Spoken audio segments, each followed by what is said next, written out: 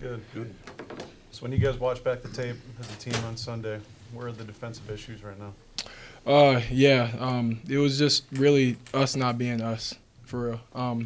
Being able to play the situation, being focused, being confident. We weren't us, and big credit to Northwestern. They kept playing hard, but that fourth quarter we weren't us.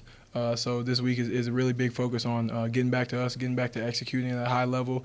We talked about that's a combination of intensity and focus, and bringing that together to play the situation, not just to play. So just focusing on getting back on to us, really.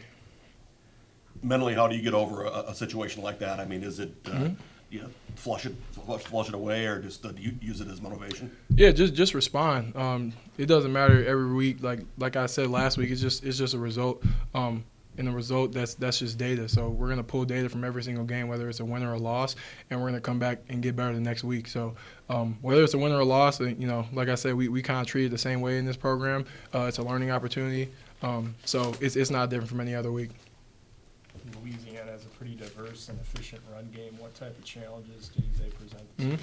Yeah, they got a lot of athletes. Like you said, it's a diverse run game. They can beat you a lot of ways. Like I said, got athletes everywhere, young quarterback that can run all over the place. So it's going to be really fun to defend them this week. But, we're going to have to be us. Like I said, we're going to have intensity, have focus, and just execute our calls. Tell me the steps you went through looking at the film from last week. Were there adjustments or just what did you guys see, especially in the fourth quarter? Really, it's like I was saying, it's just our focus and playing the situation not to play. And being able to understand what the offense is going to try to do to us, what they've been doing to us throughout the game. I just don't think we were focused in that fourth quarter on the things that the offense was trying to do to us. So kind of got surprised by a couple of things. But it's just being us, and it's just being focused on the situation and knowing exactly what the offense is going to give us and being ready for it, anticipating, not assuming. Good week of practice Yes. as far as that goes? Yeah, 100%. Coach said on Monday that he kind of views a loss like that players may have to go through a grieving process, I think he called. Is that the case with you? Did you have to how did you handle that, and how do you get through it? Yeah, honestly, for me, whether it's a win or a loss, I take a day to process it. Celebrate for a day. Grieve, like you said, for a day, because that hurts. We all in this to win. We're all competitive athletes, so it's really tough when you lose in that situation, especially being up by that much. But it's just you gotta take a day, and then flush it and get back to work. Because whether we won or lost, we would have had to beat Louisiana this week anyway. So it really doesn't matter. Tyler, I wanted to ask you an off-the-field question about NIL. Obviously, it wasn't in place when you came in here. How much has it been a part of what you're doing here with the Gophers, and how have you seen it maybe more important or vital for younger players? Yeah, I think it's been really important just opening up outside opportunities outside of football to not only make a name for yourself, but to meet different people, explore different avenues. You really explore your interests outside of football and be able to build your brand and let people know who you are outside of football. So I really think it's a huge opportunity to be able to work with different companies, different people that may elevate your brand, elevate the things that you're trying to do. So I think it's just a positive thing. What sort of interests have you been able to explore, people to meet? A lot, honestly. I've really, dove into, the marketing and brand building space and learning how to really network and connect myself with different companies and different people and learning how to talk to people really, in the professional sense that I've never really been able to do that before just because, I've been an athlete all my life. I've never really had, a real job before, like real 9 to 5. So being able to, get through that interview process and meeting people and meeting different heads of companies and learning how they do things, it's really helped, especially with my leadership as well. So, after 2 tough weeks for the secondary, how impactful can Craig McDonald obviously be after he gets reinstated by the NCAA? Huge, man. He's a ball player. He's a playmaker, and just like every other guy that we have on the defense, he loves to play. He loves to learn. He's really smart, and he plays hard. So, he's just going to be another tool that we can use on the field. Anything else for Tyler? Northwestern had the drive where the 3 passes and 39 seconds and a touchdown. What do you feel went wrong there? Which drive was that? That when they made it 31-24, the 3 plays. Yeah. Just not playing the situation, honestly, really not playing the situation, not understanding that they want to push the ball down the field as fast as possible because time was obviously coming down. It was the fourth quarter. We got to understand that they're going to push the ball vertically down the field. We got to understand what type of plays that we're getting. There was a lot of perimeter plays in that fourth quarter, and we weren't on top of it. So just being able to understand how the offense is going to attack us makes it real easy. Homecoming was talked about with PJ on Monday, and just what does it mean to you, and what does it mean to the team, just homecoming in general? For me, it's just another game, honestly. Our job on homecoming is to win the game, make everybody in the stands happy. So it's just another week. Got to focus and win. Anything else? All right, thanks, Tyler. Thanks, Tyler. When you guys rewatched the tape as an offense, especially in the second half, what were the takeaways from the coaching staff? Yeah, a couple takeaways are we need to score more points on offense. We got to finish drives. I think I could be better with, letting everyone know on the field what the situation is. Situational football, coach says it all the time, play the situation. I think there were times where we didn't play the situation, we were just playing the play. So, yeah, those are just two takeaways. Athan, after playing what you described as your worst game ever, tell me about the improvements and the progressions you went through last week. You looked much more, you stayed in the pocket longer, you looked more poised in the pocket. Yeah, I mean, for sure. North Carolina was really upsetting for me. I felt like I let a lot of people down that were close to me. My parents worked too hard for me to play like that, honestly. It was really upsetting for me. It was upsetting for the coaches. And I told myself that was not going to happen again. I wasn't going to let that get to me because I could have let that get to me. I could have, done the same thing against Northwestern, but that's not who I am as a person or an athlete. I prepared different. I got a lot of great people around me, my friends, my coaches. They were just helping me all week. And I came out and I was like, it's never going to happen again. I just got to be me. I think being myself was a big part of it. I think I wasn't myself. And that goes for the first 3 games. That's not just North Carolina. I wasn't myself for the first 3 games. But I think, I'm taking the right step. I'm not anywhere near where I want to be, but I definitely took the right step. So sort of a mental reframement, but also a little more comfortable in your own self. Yeah, for sure. Back there? Yeah, for sure. Just playing my style of football and not being too jittery. And that was something I was the first couple of games. But, just trusting everything around me, the protection, the wideouts, my accuracy, and, so. Where do you go to your parents in that answer? Why did I include them? Yeah. Yeah, just because I love them. I love them very much. And that's something I think about all the time is that, they gave up a lot of things for me and my brother, my 2 younger siblings too. They made a lot of sacrifices. So I think about them every time I'm on the field. That's a part of the reason why I play the game is for them. A lot for me, but, for them and for the people that love me. So, yeah. As you guys work on the response from last week, how are you trying to lead the guys in the right direction? Yeah, just knowing that we haven't, put everything together yet. And I think that's it's a huge motivation for all the guys is that we have not played together as a complete unit on offense, defense, and special teams. And that's really exciting for me is that we haven't played the way we have. And, we've done a lot of good things. We've also done a lot of bad things. But the game that we all come together, it's going to be a very special team. I'm really excited, just to play his next game with the guys because we're getting closer. We're taking the right step and we're going the right direction. We've been through a lot of things as a team. Coach Fleck said this the other day. We've been through a full season in 4 games. We've had so many experiences in just these 4 games on offense, defense, and special teams. We've seen everything, as the bad, the good, and then, the all right, but you got to do better. So we have a lot of experience. It's up to us on what we do with that experience. So Louisiana is pretty multiple defensively. What have you noticed while getting ready for them?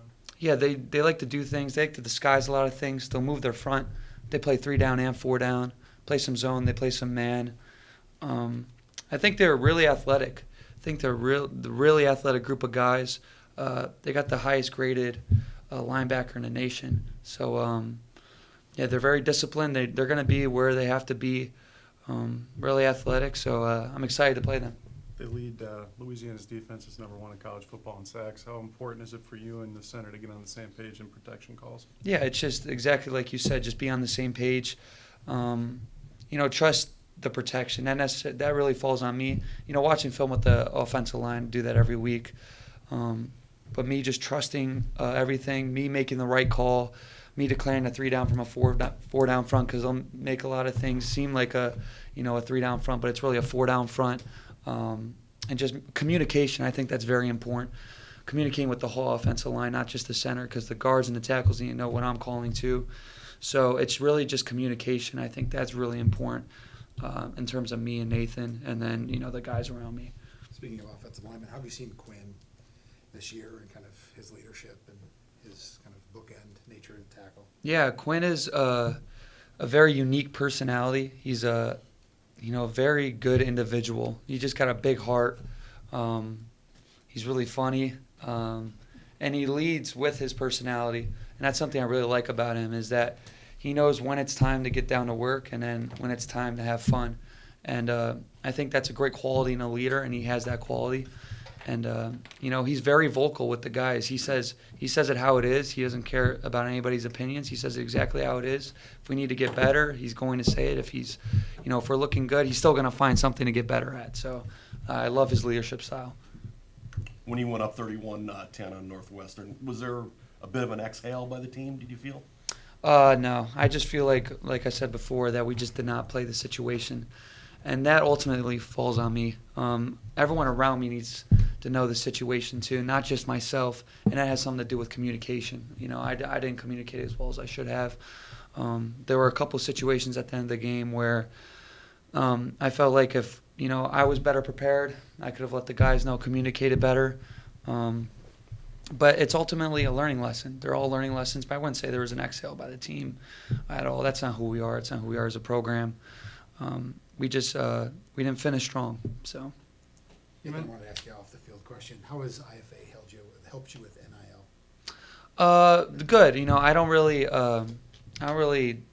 I'm not really involved as much. That's more of my dad. I let my dad handle, those kind of things. I want to focus on the game of football. So. Yeah, you said you're just putting it all together as an offense still. So how are you guys emphasizing getting the ball to Crooms, to span forward, to just all the weapons that you have on offense this week? Yeah, every game you see the ball goes to those guys. The playmakers make plays. That catch by Corey was awesome. Mm-hmm. Terrible ball by me, but awesome grab by him. Those guys make up for it. That's why they get the ball. Of course, the ball's going to get spread out. And even with our running game, you see we got very talented backs, very, very talented backs. We got a talented wideout group. And, Brevin is very talented. And, like I said before, whoever's going to make the play is going to get the ball. That decision doesn't fall on me because I don't call the plays. But Coach Harbaugh does a great job spreading the ball around and getting the ball to the guys that make the plays. Fleck mentioned on Monday that he had to sit down with Brevin on Monday like he had with you the previous week. Have you noticed a change from him since that Northwestern game? That's something you got to ask Coach. Brevin is this. He comes to work and he's always ready. I haven't seen anything in terms of Brevin being different, just because he's always ready. He's always ready to go. He's always smiling. He's always putting in more work than anybody else on the field. I honestly really don't know, but Brevin comes to play. So that's all I got to say about him. Athan, you played against a lot of stylistically different defenses through the first few weeks here. How much has that helped you learn, just seeing all those different looks that you've been presented with? Yeah, it's a lot of experience for sure, just seeing some things I might not see again for the rest of the season. A lot of experience. I think it's really good experience because even though I've never seen it, now when I do see it again, I'm going to be more prepared for it. And that even goes off the field, too, in terms of preparation. Now I know how to prepare for those type of things. Just all a learning curve. It's the line of success. We always talk about it. It goes up and it goes down, and it'll go in the middle, up, down, and it'll go up and then down. So they're all just learning experiences for me, and I'm really excited to see those things. That's how I am as a person. I love learning. I love seeing new things because then, that just educates me in my football knowledge. So, yeah, just like you said, it's a huge learning experience. Yeah, and as we progress in the season, teams get more film on you, and the tendencies become a major factor. How do you guys break those tendencies but stay still true to your identity as a team? Yeah, the tendencies, I don't even know if I've shown really any tendencies because I've been so jittery, and then I've been in the pocket, and then I went out and hurled somebody, something I did not expect doing. So, I don't know if anybody's really able to tell our tendencies because we'll run the ball, we'll throw the ball. It's all about what the defense, our next opponent, shows us. We don't really. I don't think we're a tendency offense. We're gonna run the ball. We're gonna throw the ball. We're gonna do the things that are required. So, yeah. Did you hurdle in high school? I did, but it was definitely much different. It was definitely different. These guys are a lot bigger now. Honestly, yeah, I don't know. They look like good form. Yeah. I gotta shout out my high school coach because he. Quick little. This is off topic, but he was our head football coach, and he told me, you should really run the hurdles. And I was like, yeah, no, I'm rather long jump. He's like, you're gonna run the hurdles. I was like, all right. And then, translated on the field. One of my coaches told me, he was like, you had to have hurdled in high school. That was perfect form. I was like, I got a good lead leg, don't I? So, yeah. What did Harbaugh think of that, though? Just he's so happy with my response, and I am too, because there's a lot of things that went in that week. Because I was really disappointed in myself and how I played against North Carolina, and the biggest thing for me is just to be me. Don't try and do things I don't need to do. I don't need to make the game bigger than what it is. Just got to go out there and do what I do best, and that's just play the game. Trust in everybody. And he was just super proud of me because that's who I am as a player. So he was really excited for me. So, yeah. Anything else for Athan? All right. Thanks, Athan. Thank you, guys. Thank you. Weren't you the conference champion? Dragan, what have you seen from the team's response from the Northwestern game? It's been a great response. Everybody is looking forward to this week and showing everybody what we're about. We're taking a different approach this week, just being a lot more mentally locked in practice and doing stuff with a lot more detail. And you can see that throughout every position group on the team. So it's really good. Right, when you hit the 50-yarder, did it feel good? I mean, It felt amazing.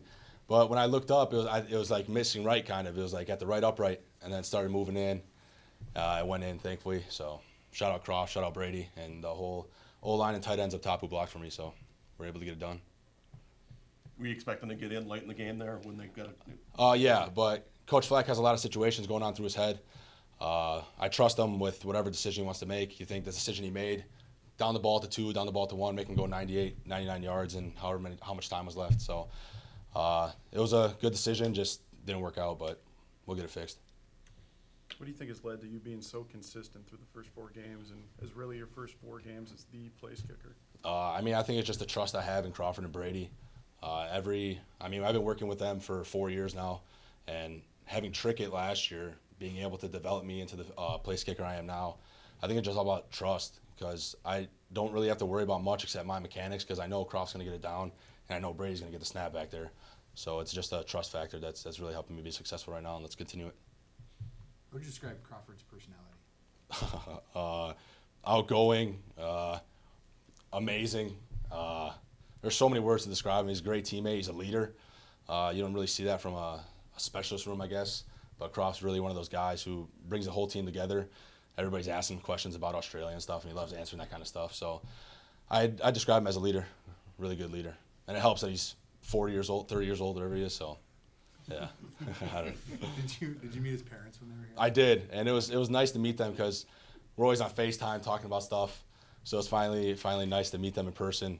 They're a little bit older, but they kind of get the new lingo and stuff like that. And it was kind of tough to understand them because they're really soft spoken. But once you get through to them, they're really nice people, and it was great to meet them. So you would join? They would FaceTime, and you would join? Yeah. Croft would be like, we'd be in like the facility or something. Croft's FaceTiming them after practice, telling how practice is going. I would just jump in and say hi. So it's pretty cool. Finally get to meet them. Who knows the next time we'll see them? Who knows when they'll be back? So it was good to see them. How many people actually call you the Serbian Hammer? In the facility a lot. It was Norris Wilson came up with it. He calls me Serbian Hammer, nowhere of all things. Don't know where it came from, but yeah, a lot of people. And now that I don't know if you guys saw like the sweatshirts and shirts that came out. Now everybody's texting me saying, "What's up, Serbian Hammer? What's up, Serbian Hammer?" So now it's kind of stuck, which I like it, so it's fine. And that came together through Digitown Athletes. Yeah, Digitown Athletes. Shout out Digitown Athletes for that one. No free shoutouts. So you saw in the film probably that they failed to recover 2 onside kicks. Who's this? Louisiana. Oh, yeah, correct, In yeah. 2 consecutive weeks. Yeah. So just something to put in the back of your head, Yeah, right? definitely something to put in the back of the head. I like kicking outside kicks. They're fun to kick. A little kind of crazy, but they're fun. So if we have to put that in the game plan, we will. Dragan, for those who don't know, how much strategy goes into placement, distance, and direction on kickoffs? A lot. I mean, I kind of go out there and just kick the ball. I try not to think about it too much. Brock Walker, I don't know if you guys remember Brock Walker from, 3 years ago. He really helped me get my kickoff steps right so I can hit the ball smoothly, hit the ball well, and it's really worked out for me. So I try not to think about like the technical things, I guess. I kind of just go out there with a free mind and just let it rip. On that overtime field goal, did you skull it? Yeah, I kicked the ground really hard. Luckily it went in, but I kind of got too deep into my plant foot, came hard down on the ground into my my plant foot, and just caused me to hit grass before the ball, and you saw what happened. But we're all good, so we'll respond and get better. If it's calm conditions, what do you think your range is? Calm conditions? I mean, I'm feeling confident, probably like, I don't want to say too much, maybe like 58, 60, something like that. Croft and I and Brady, sometimes in the summer we would just go like long distances, and I'd feel comfortable at it, but whatever the team needs, I'm ready to hit, so let's do it. What's the farthest you tried pregame? I think we go back to 55, 54, I want to say. I think that's the farthest we go pregame. Any other questions? All right. Beautiful. Thank you guys very much. Have a good one. Thanks, Dragan.